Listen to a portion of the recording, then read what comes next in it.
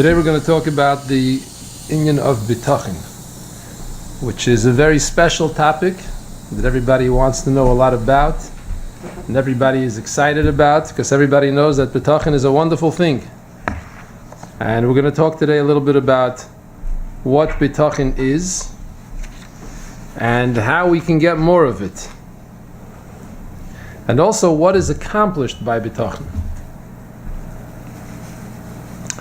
The first thing when we start talking about Bitachon is we need to differentiate what is the difference between Bitachon and Emunah.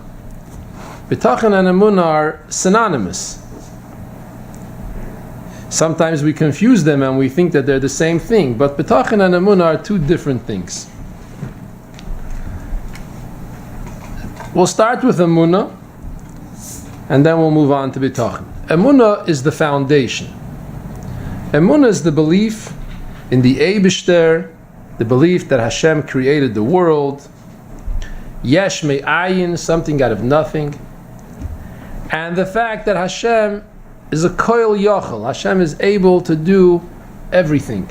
Hashem has all the power in the world. That is Emunah. It's a general belief in the fact that the Eibishter created the world in general, and that the Eibishter continues to create the world in every second and has the power to make everything happen exactly the way He wants.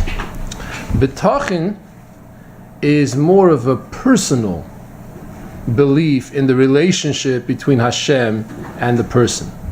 While Emunah is general, Hashem created the world b'oifen klali, Bitachon is very personal. I put my trust in the Eibishter, that the Eibishter is going to take care of me in a personal way.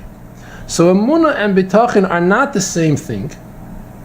Emunah is the foundation, and when we have a foundation of Emunah, then we can move on to Bitachon. On top of that, we could have Bitachon and trust that this Eibishter, who created the world Yesh Me'ayin, who is koil yochel, He will take care of me as well in a personal way.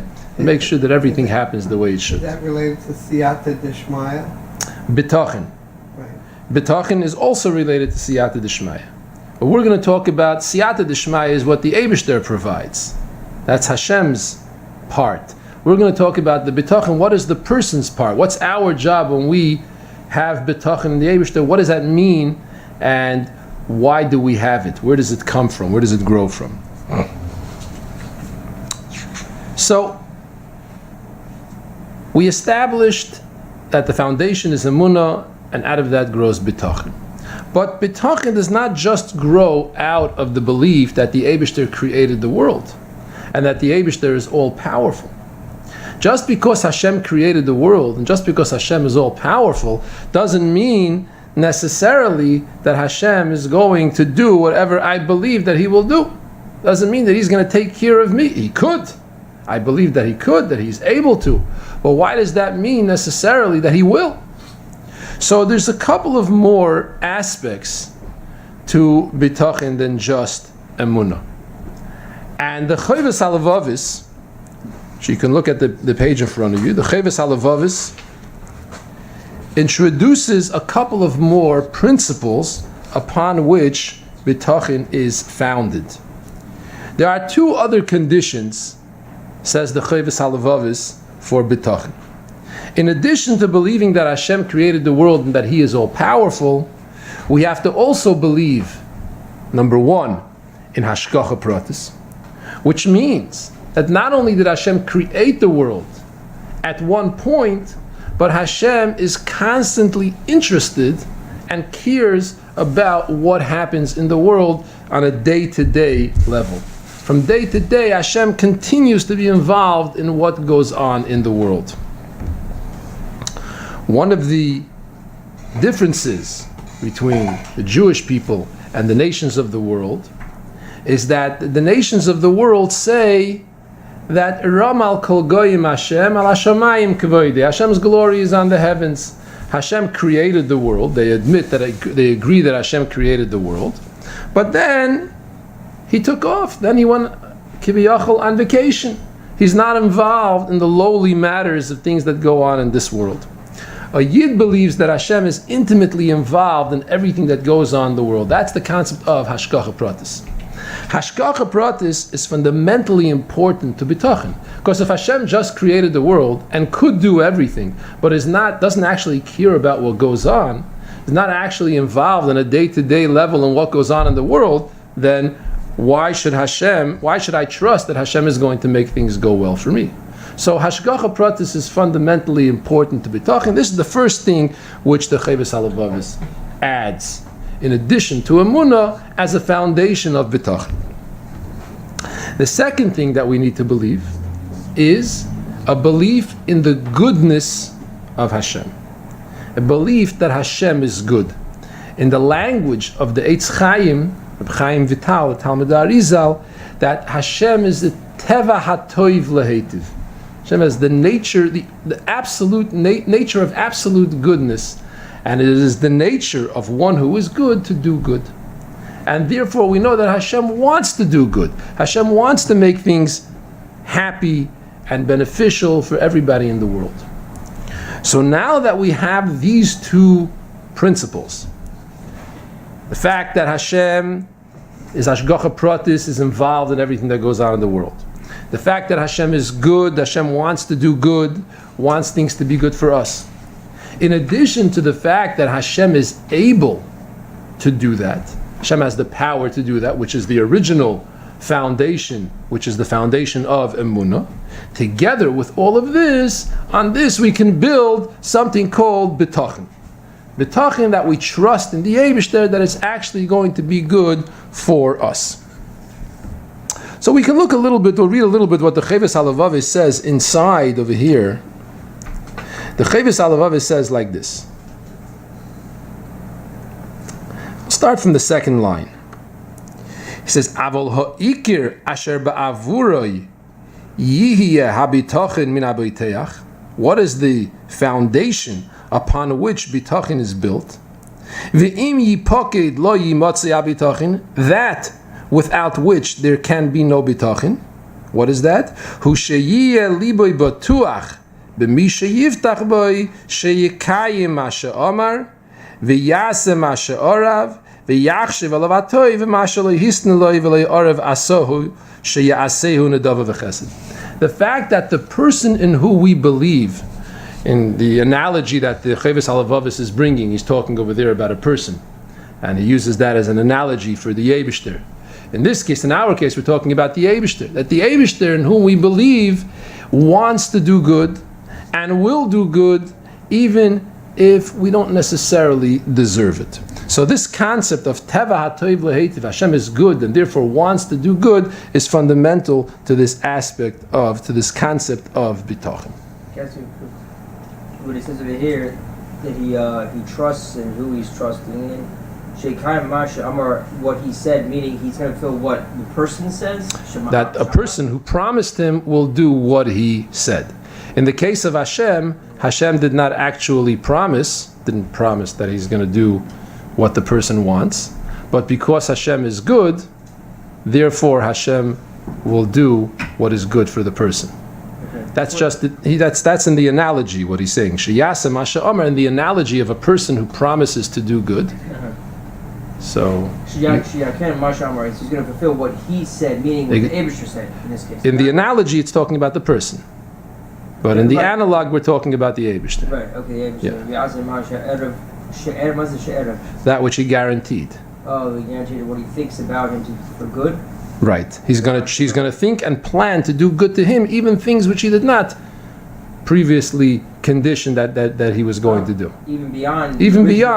Exactly. Even beyond. Promises. Right. Correct. So now that we understand where a person can get his bitachon, what it's based on, now let's talk a little bit about what is the essence of bitachon. What is bitachon? What is you see on the top of the page it says Mehus HaBitachon. What's the essence of bitachon?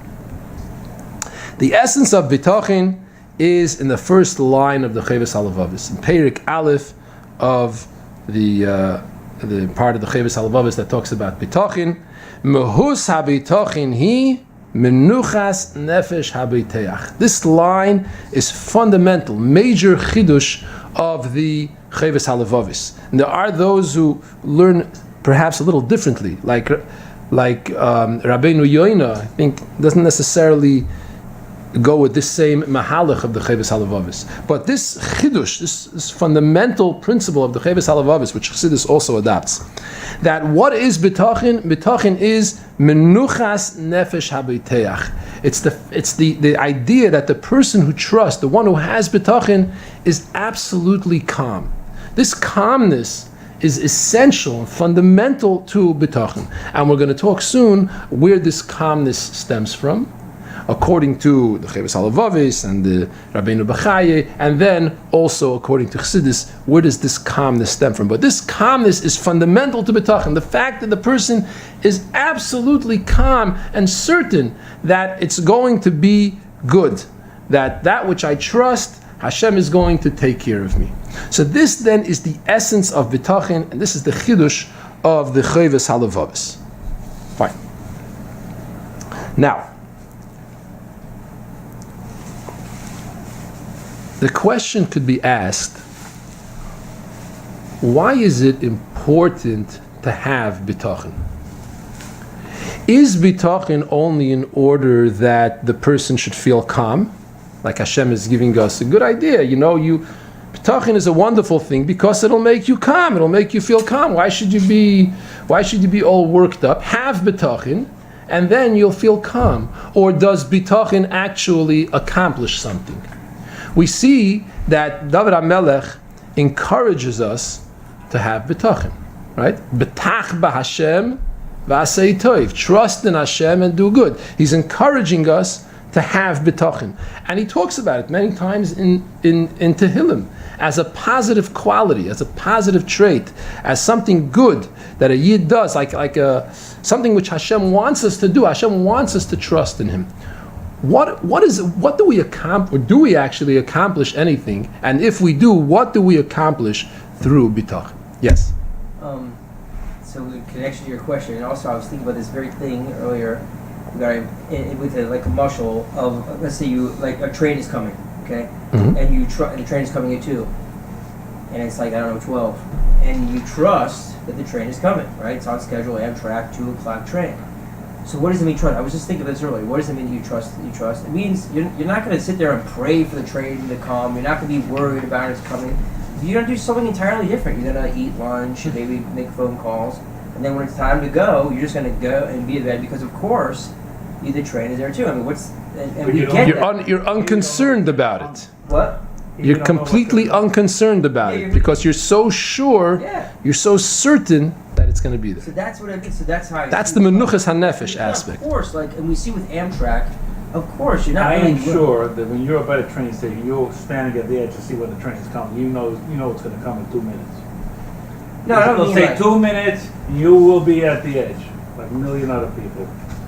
If you have to talk, you would sit back on your chair. No, actually, I do. I do sit there and wait for it to come on my chair. But that's not the point. In the last 30 seconds, the point is you're not doubting. The idea, we understand the concept that he's bringing out of here. That the idea that I'm completely comfortable. I know. Saying, I hope it's going to be coming in 2. I know it's going to be. It has to come. Yeah, right. It's a given. Because you're not in control. That's why. You're adding another nikud over here. Mm-hmm. You're saying because you know that you're not in. Well, sometimes you could know that you're not in control, but you could not be certain that things are going to work out. Sometimes something is beyond your control, and you're not sure if it's going to work out. It may work out. It may not work out. Over here, you're completely confident that things are going to work out, and we'll talk soon about where this confidence comes from. So the question that we asked was, what is the need for bitachon? What does bitachon accomplish other than making the person feel calm and relaxed? So for here we have from the Kada Kemach, a sefer by the second Rabbeinu B'chaye. Cheves Halavavis was written by the first Rabbeinu B'chaye, Rabbeinu B'chaye Ibn Pekuda, and the famous Rabbeinu B'chaye was Rabbeinu B'chaye Al HaTorah, who also wrote the sefer called Kada Kemach. That's the second Rabbeinu B'chaye. So, son? No, many generations later. Oh, really? Yeah, I think the proper pronunciation is Bachye, Rabbeinu Bachye. So in the sefer Kada Kemach, which is a very interesting sefer, where he goes by topic. Under the topic of bitachon, he answers this question that we asked: why is it necessary to have bitachon, and what does bitachon accomplish? And he says two things. First of all, he says, when you trust in the Eibishter, you are rewarded for your trust. Just like in an analogy with a person. If you trust in a person, the person appreciates the fact that you put your trust in him. If I trust someone, the person acknowledges that. It makes the other person feel good. Kiviyachol, the Eibishter recognizes and acknowledges and appreciates when a person places his trust in the Eibishter. And the person will receive reward from the Eibishter just for putting his trust in him. So it's definitely a positive thing to have bitachon in the Eibishter, and a person gets schar just for having the bitachon. Is it considered that mitzvah is it considered specifically one of the 613 mitzvahs? One of the 630 mitzvahs? I don't think so. No, I don't think that any of the Meinei HaMitzvahs would consider bitachon as an actual mitzvah on its own. Emunah, yes. Emunah in the Eibishter, I think it's one of them. it's a debate between some of the Meinei HaMitzvahs, and the Abarbanel says, how could there be a mitzvah to believe? If you don't believe, then there can be no mitzvahs. Emunah is a prerequisite. Knowing God. Knowing the Eibishter. Chassidus talks a lot about that, right? There's in Emunah and Yediyah. Yeah. Very good. Yeah.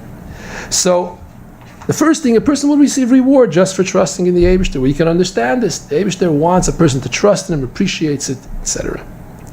But v'oid v'hu ha'ikr, bitachon has a quality that the bitachon itself will protect the person from that which he wants to be protected. In other words, the bitachon itself brings about the result of what I want, of what I actually trust. If I trust that the Eibishter is going to take care of me, the Eibishter is going to protect me from this particular tzara that I may have otherwise been worried about, so then the bitachon itself will bring about that the Eibishter will actually protect me. This is what it says in the pasuk, "V'habiteach b'Hashem chesed yisei v'venu."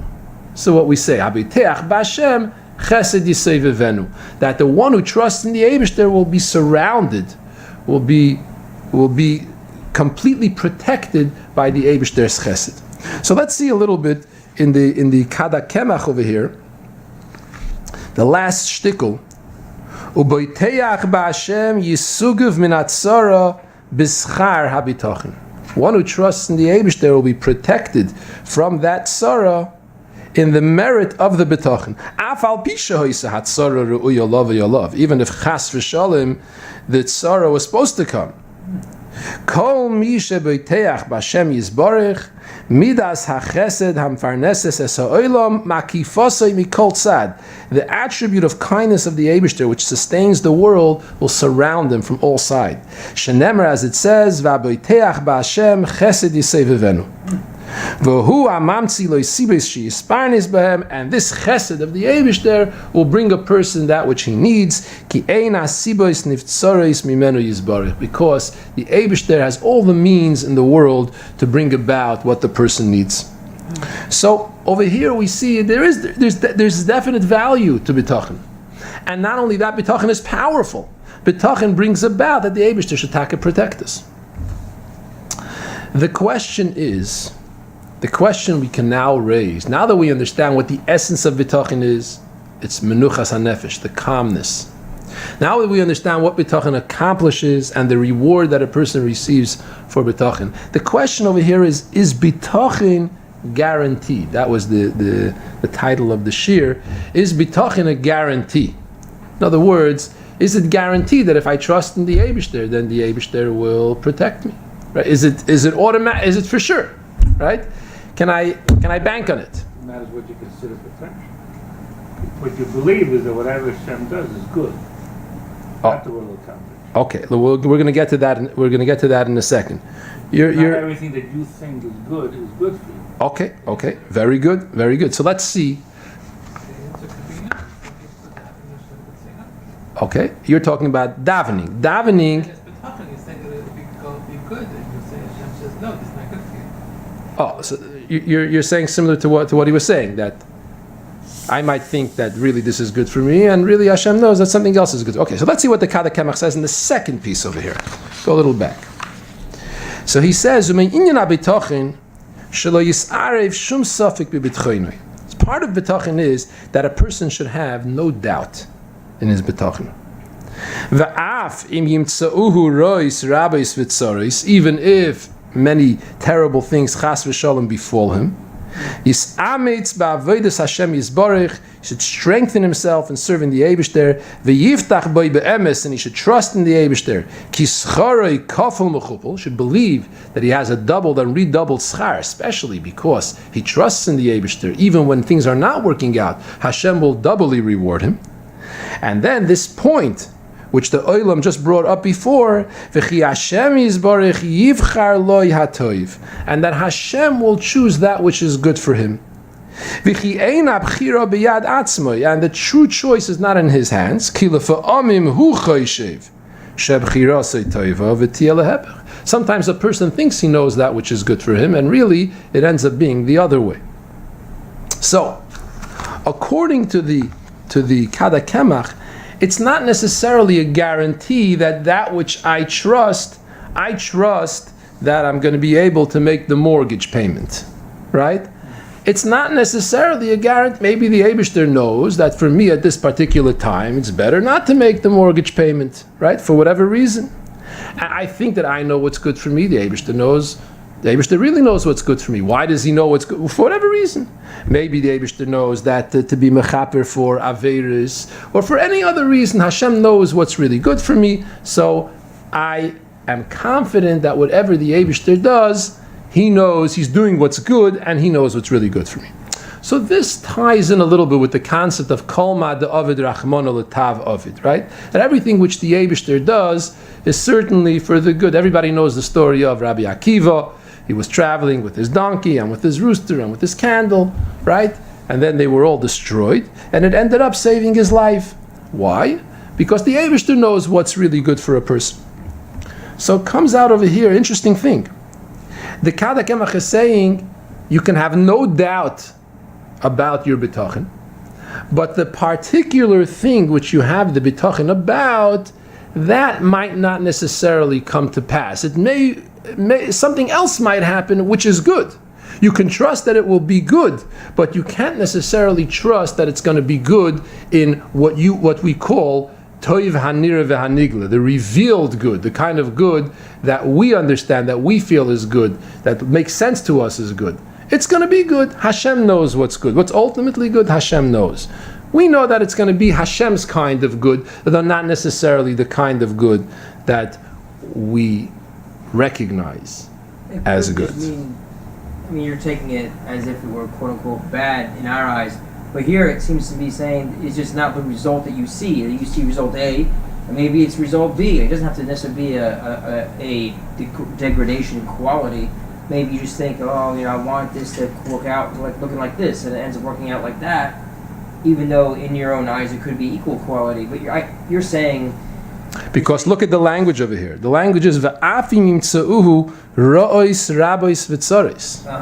Ro'os rabbis v'tzaris is something which clearly, with human understanding, is objectively bad. But we recognize that Hashem, in His supernal wisdom, He knows what's really good for us. I thought that he was stating the condition in which the person then implements bitachon. He's finding himself in a situation that is bad, and now he's being asked to implement. Now that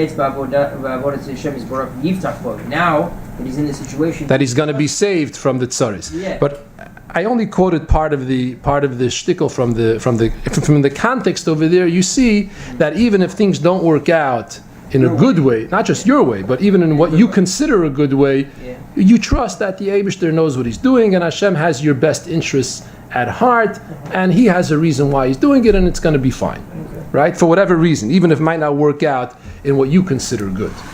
So, from now we can understand a little bit where this menuchas hanefesh comes from, right? Where this calmness, which is the essence of bitachon. We know Hashem has our best interests at heart. So therefore, whatever has to happen is good, because Hashem wants to do good. Hashem knows what's good. He knows what the ultimate good is. And even if we might not recognize it as such, we believe that Hashem knows what's good, and therefore things are good, even if we might not feel it as such. Okay. Now, we're going to move on to the discussion of Bitachon according to Chassidus. What's the Chiddush of Chassidus in this inyan of Bitachon? So we begin with the Rabbi Rashab. The Rabbi Rashab, in Tafresh Samach Gimel, wrote a small tzettel.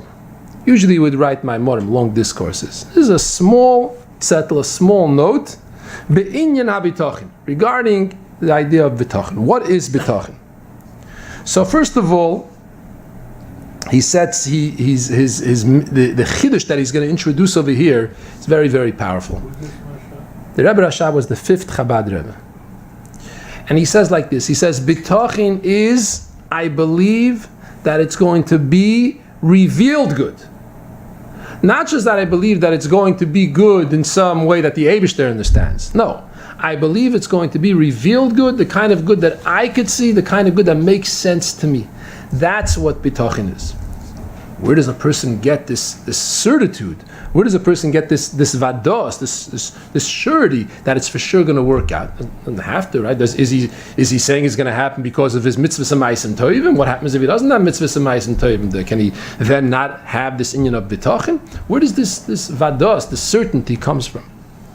So he says like this. He says Bitachon is when a person connects to the Eibishter l'mayla mizmanu mokim. He connects to the Eibishter, the essence of the Eibishter, which is higher than time and space. Bitachon is when I connect to higher than time and space. L'mayla mizmanu mokim. In other words, I'm connecting to such a place, to such a level, where everything that happens in the physical realm of time and space is unimportant. And no matter whether it seems that things could work out or things can't work out, it makes no difference, because we're really l'mayla mizmanu mokim. We're really standing above time and space. If I connect to the Eibishter is higher than time and space, then even as I stand in this physical world of time and space, I really have the power that transcends time and space.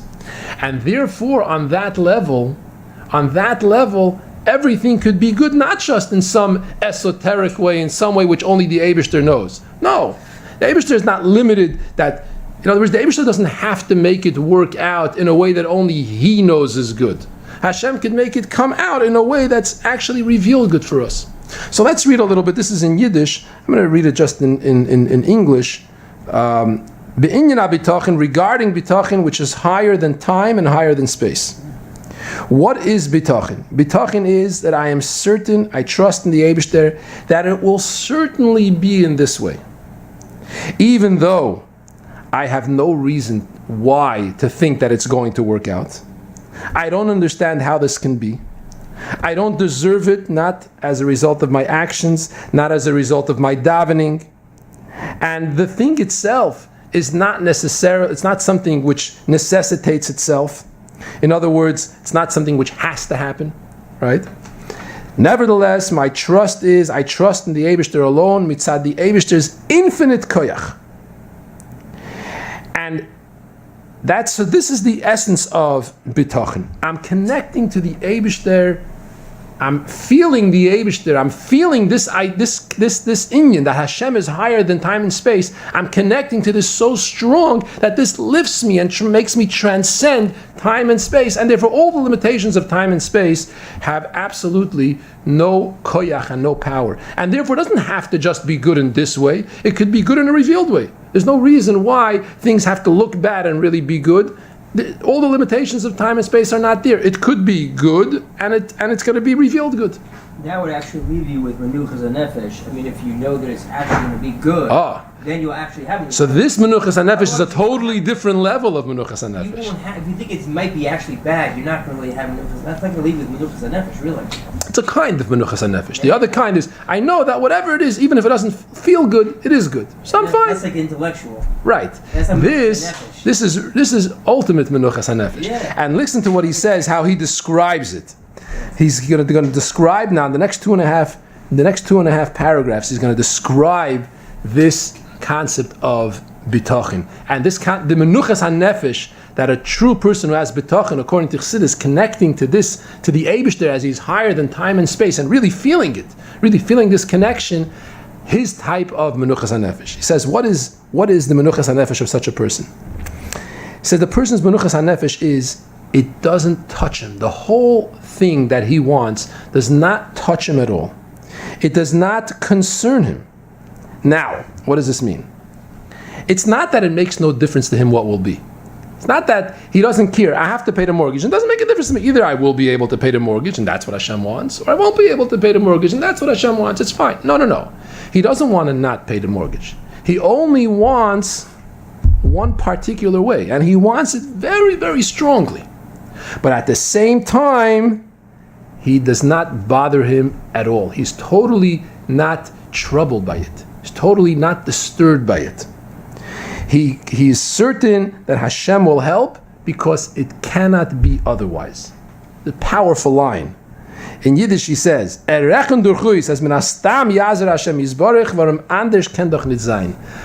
will surely help because it's impossible otherwise. Very powerful line. Hashem will surely help because it's impossible otherwise. What is impossible? It's impossible that he won't help. That he won't help. He will certainly help. Why? Because it's impossible otherwise. And he brings an analogy. You might not like the way he helps you. No. He's going to help me in the way that I want. That's In the bitachon. what? Bitachon in this. That's bitachon. Yeah, he's going to help me in a way that things are going to work out in a way that I could recognize that it worked out. Not that Hashem has some way that it. What's that? And if you don't recognize Hashem is going to make it in such a way that I could recognize that things are going to work out. Says, for example, if a person needs something and he needs that the thing should work out in a particular way, but he has the ability to make sure that things are going to work out in this way. He has the ability. Is he worried that things are not going to work out? No, because he has the ability to make sure that things will work out. In that way. In that way. You're not going to climb the Eiffel Tower, like you can't do. Exactly, right? If you do the tightrope, like that guy that walked across the street, then... Right, but if you know that you can do it, if you're certain that you can do it, you're not worried about it. He says, for example, let's say a person owes somebody $100, and he has the $100 to pay up the other person. Is he worried about it? No, he has the $100. There's no way, it's not that he's comfortable not paying the other person. He doesn't want to not pay the other person. He wants to pay the other person. That's the only way that he wants. He wants to pay the other person. That's his only option. But because he has the $100 in his pocket, he's not worried about it. Totally off his mind, altogether. He's totally unperturbed. He's totally not bothered by it because he has the money. That's bitachon. Bitachon is that even if you don't have the $100, he's as comfortable and as undisturbed as the person who has the $100 in his pocket. So that's the menuchas hanefesh of bitachon. But we're not necessarily talking about the result, meaning to say he has that trust and he knows he will. But we're not discussing whether he actually does or not. What do you mean whether he actually does? The place of bitachon we're talking about is before we see b'pol whether he ends up paying that quote, right? Right. Paying the $100. So we're just saying the trust is that you know and you're sure that you're going to pay it. Right. But what if you don't? We're not talking about that you're sure you're going to pay it, but then there's two options. You do or you don't. Right? There's two potential ways it's going to play out. Either you do or you don't. You're saying that either you do or you don't. That's what's going to happen. What's going to happen? Yeah, but the idea of bitachon is the person is not able to pay because he doesn't have the money. But he trusts that what? He trusts that he will have the money. That he will and pay it and pay it up. And so what ends up happening in actual fact is he will either be able to or he won't be able to. No, he will be able to. He thinks that's trust is that he believes he will. And that trust And then he does. will bring it about. So the trust is that so that it happens 100% of the time, he does. Right. He does pay it. If he has true bitachon, then it will happen.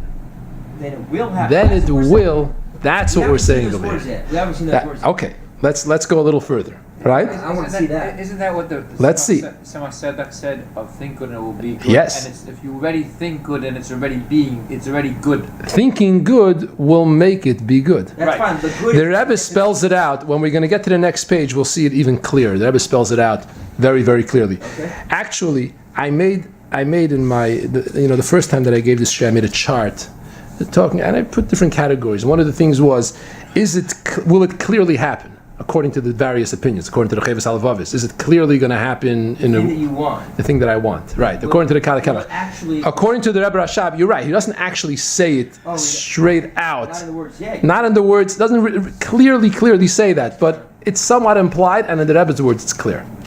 Because we got to see. So we'll get to that soon. Right. Yes. The thought that is based upon the fact that Hashem helped me in the past. What's that? Based upon the fact that Hashem helped me in the past, He's helping now. That's what's keeping me to go forward. He said he doesn't have the money. He knows he has similar situations before. They didn't have the money and it came through. Okay, that helps. That certainly helps. Certainly helps. And the certitude has to come from someplace deeper. In other words, you can assume that but there's a difference between assumption and right. But then there's being sure, right? There's, So he says this is what Bitachon is really about. It doesn't bother him. He's not worried. He wants one particular way. He is not open to two options. He wants one option. But he's totally not bothered and he's not worried. He has no reason what to base this on. He has no foundation. It's not like he deserves it. He's not saying that he deserves that Hashem should help him. Not as if Hashem promised that he's going to help him, but this is what Bitachon is. He is certain that it's going to happen. That's going to happen. He's not worried that it doesn't happen. No. He's not worried that it might not happen. Right. It will happen. He's certain that it is going to happen. That's why he's not worried. Right. I thought maybe he wasn't worried because even if it doesn't happen. No. That's the difference over here. That here he knows that it's going to happen. In conclusion, the Rebbe Rashab concluded, he says, Bitachon be'emes. He says, true Bitachon is Gor Agroisa Avoda. It's a really big Avoda. And he repeated Gor Agroisa. Really big Avoda. Right? So this, according to the Rebbe Rashab, Bitachon is, I'm certain not only it's going to be good the way Hashem understands it, it's going to be good the way I understand it. I need $100. I'm certain that I'm going to get the $100. And here, we're sitting over here in the Baal Shem Tov library. You can't give a shir in the Baal Shem Tov library without saying a story of the Baal Shem Tov, right? So, there is a story of the Baal Shem Tov where the Baal Shem Tov once told his Talmidim to get on the wagon and we're going to go travel to a certain villager to learn from him the midah of Bitachon. So, they traveled into the town. They went to this villager. He was an innkeeper. He come into his inn. He was an old man. When he saw them arrive, Baal Shem Tov and his Talmidim was very happy. He invited them in. Come in, please sit down. They sit down. They started davening, and as they're davening, all of a sudden the messenger from the landowner comes in, and he bangs 3 times on the table, and he leaves. The Talmidei Baal Shem Tov had no idea what this is. They look at the innkeeper. No change. The innkeeper is happy as if nothing happened. He totally ignored it. He has no idea. They have no idea what this means. They davened. They finished davening, and again, the messenger from the landowner comes in. Again, takes a stick. 3 times on the table. He bangs, and he goes and he leaves. And again, the owner completely ignores it as if nothing happened. Baal Shem Tov asked the owner, "What's this? What does this mean? Banging 3 times with his stick on the table and leaving?" Yeah. So he says this is a sign that today I have to bring in the rent to the landowner. And if after the 3rd time that he bangs 3 times on the table, I don't bring in the rent, well, then he put me and my family in the dungeon. So the Baal Shem Tov said to the owner, it appears that you have the money. So if you already have the money, he said, instead of sitting down to eat now, why don't you bring the money to the landowner, and then you'll come back, and then we'll eat.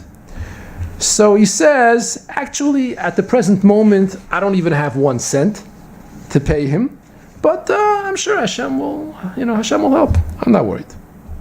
Let's first eat, and afterwards, I'll go to the Paritz. I still have a full 3 hours. So, I sit down to eat. It take a while. They're eating, and in the middle of the meal, the messenger from the landowner comes in again at the 3rd time, bangs 3 times on the table. The owner completely, again, ignored him. They calmly finished the meal. They benched. And then the innkeeper put on his Shabbos clothes. And he says, now I'm going to go to bring the money to the landowner. Hashem said, what happened? Did somebody bring you the money in the meantime? He says, no. Actually, at the present moment, I don't have even 1 cent. But Hashem will surely make sure that we'll have the money. And he starts walking to the landowner. Baal Shem Tov and his Talmidim are standing and watching him as he walks out of his inn into the courtyard, and walks out of the courtyard into the street. They see he continues walking into the street, and as he's walking out, this wagon, this coach, drives up. The person drives up to the innkeeper, speaks with him a couple of words, and continues to travel. They saw that no money changed hands. Continue to travel. A couple of minutes later, the wagon turns around, comes back to the innkeeper, and then some money exchanges hands, and the innkeeper takes the money, goes straight to the landowner, and the person on the coach drives up to the inn. So the Baal Shem Tov asks the person driving on the coach, he says, what was this that you met the innkeeper walking, and you stopped once, then you continued driving, then you came back, now you're coming into the inn. What's going on? So he says, the first time I stopped the innkeeper, I told him I wanted to place an order for a lot of whiskey, or whatever it was, vodka, that I would pay him up front. But he demanded a particular price. That was the amount of money that he needed. And I didn't want to pay that price. So I continued traveling. I saw that he's sticking to his guns. He wasn't playing games. He wasn't bargaining. Fine, I see this is a real person. This is somebody I can trust. So I came back and I paid him the money. And now I'm here at the inn. So this is, so the Baal Shem Tov called this Talmud, he says, this is Bitachon. He's walking, he has no idea. It's not as if he wants it to work, he needs the money. There's no 2 options over here. He needs the money to pay the landowner. And he's walking and he doesn't have the money. But he's walking with the calmness that as if he has the money in his pocket. And what happens? The money ends up in his pocket. Right? And now we understand what the Baal Shem Tov says in Keser Shem Tov. The Baal Shem Tov writes, when Hashem wants to punish a person, chas v'shalom, he takes away from him the madrega of bitachon. If the person would have bitachon, the Eibishter, there's no way that Hashem can punish him. So if Hashem really, really wants to punish him, he takes away from him the ability to have bitachon. But as long as Hashem does not take away the ability from us to have bitachon, and if we could have bitachon, and we have bitachon, then v'haboiteach b'Hashem chesed yisei v'venu, that the Eibishter protects us, and it's guaranteed.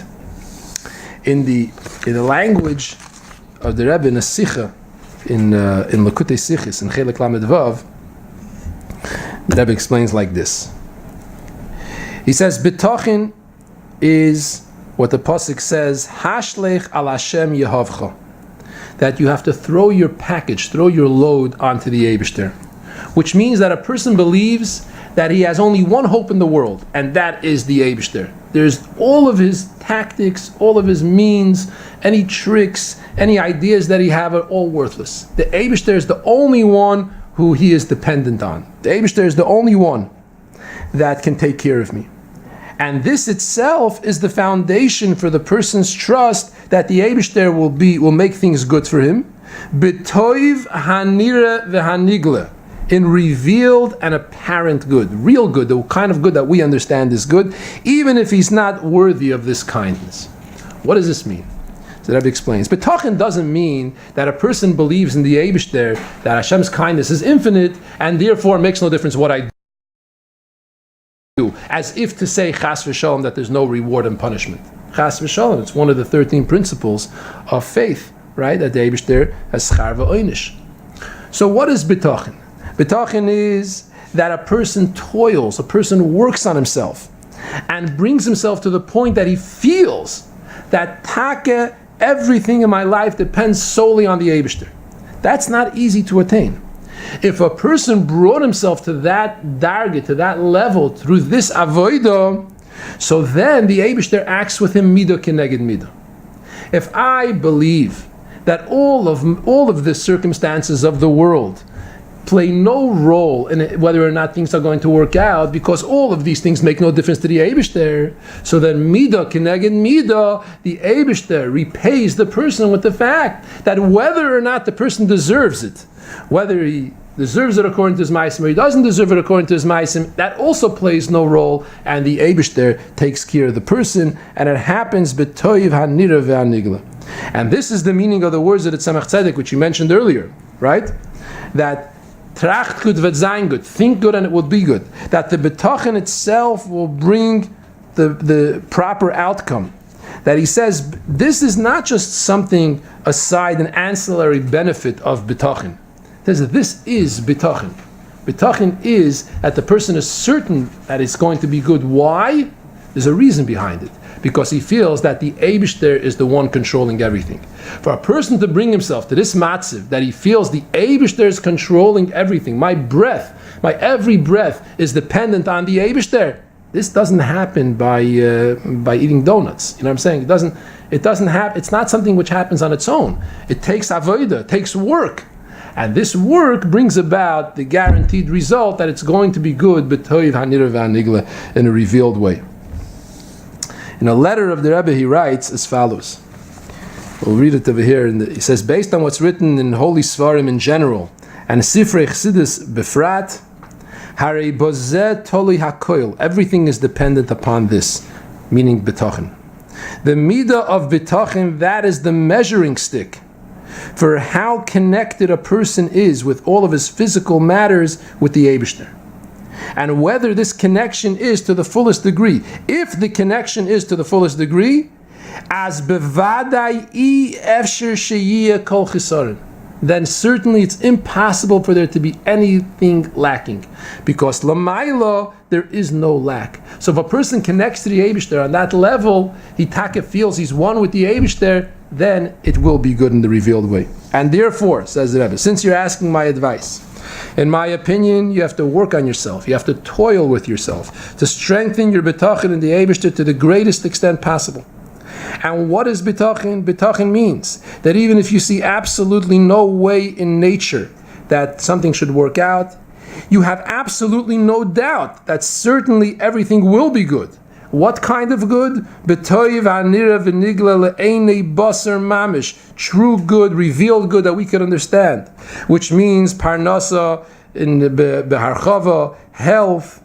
And since before Hashem all things of nature have absolutely no bearing, and when a person raises himself and places himself at least a little bit above the ground, it's an expression of Chassidus, to stand a little bit above the ground. You connect to the Eibishter, transcend Gashmias a little bit, transcend Olam Haza a little bit, transcend time and space. When a person does that, and when he works on himself and he accomplishes and he feels it and he believes it, and he's true, he believes that the only balabas on him is Hashem, so you can draw this down also lamata in this world. That even lamata, all matters of nature can have no negative effect on him, chas v'shalom. And the Rebbe says, I'm sure that if you only strengthen your bitachon, you will see very quickly, immediately, you'll see that your business will change to the good, and your situation will continue to go from good to even better. So, this is the recipe for success, right? There was a small paper that was going around that the Rebbe wrote. The Rebbe a lot of times on letters used to write in English like a couple of short words, like as an answer, and I'm paraphrasing, but basically the point was like more bitachon, more parnas. Like, I saw that. you see that? Yeah. Something like that. More, but he said, bitachon more. But he said first he preceded by saying, don't worry so much about your business. Don't worry so much about business. More bitachon, more parnas. More parnas. Yeah. It's a simple recipe. That's what he said. Yeah. So, l'chaim l'vracha, to strengthen our bitachon in the Eibishter, and then not only, should it be good or could it be good, but it will be good. The Tov Anira V'Anigla, and the ultimate Tov Anira V'Anigla, which is the coming of Mashiach. L'chaim. I am.